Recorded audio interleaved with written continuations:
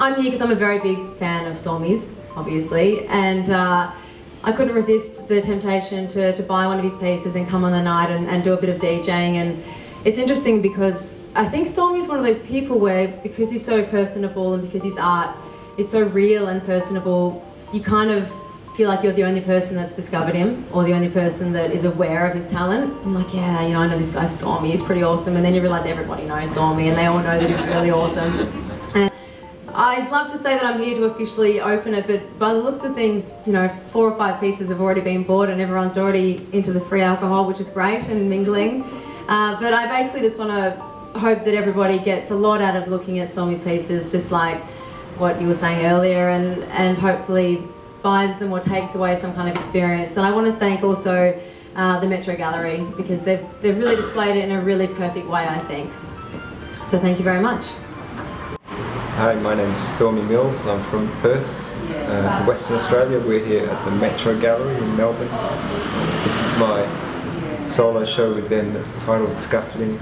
And yeah, I'd like to thank them for having me here, and all the people that came along to see the show and that I got to talk to, that actually connected to the work and understood what I was trying to say. Yeah, very much appreciate that. Thank you all.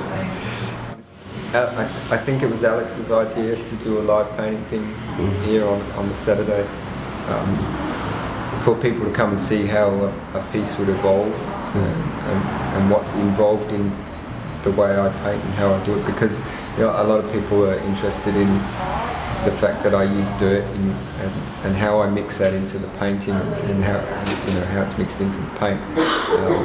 And the fact that I use spray paint and graffiti remover in the same painting, and what's involved there, and also not just, you know, how it's done in terms of the technique that I've developed, but also in terms of the process, the way it's done, and seeing how things evolve, and seeing how I sort of pursue that tonal depth in my paintings. So, yeah, it's a really good opportunity for people to sit there and watch paint dry.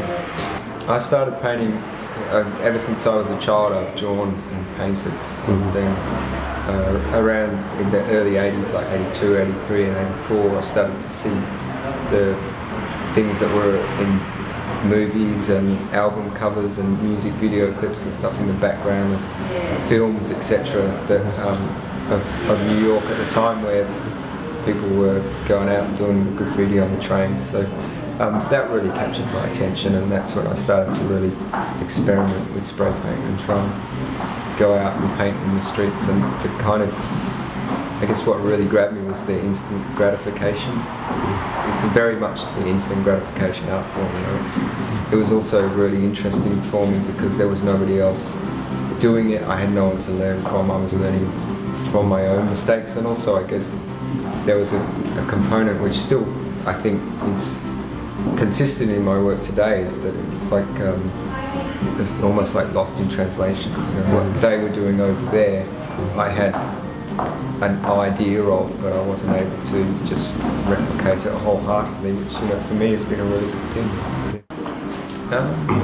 But that was you know, I really enjoyed working with Lewis, who did all the carving for that, and Bill, that did all the foundry work for that. They're both amazing people, and I'm really lucky to have enjoyed that process and working with them. But I worked with quite a few people collaboratively around the place, and overseas, and I do, whilst, you know, a lot of what I do I just do on my own. I'm also really fortunate in that when I want to work with somebody, I'm able to, so I get to do that on quite a regular basis. Really enjoy it. The idea of being pushed outside your own comfort zone and trying to do somebody else pushing you to do better work and bigger work, or whatever it may be, is really interesting as well.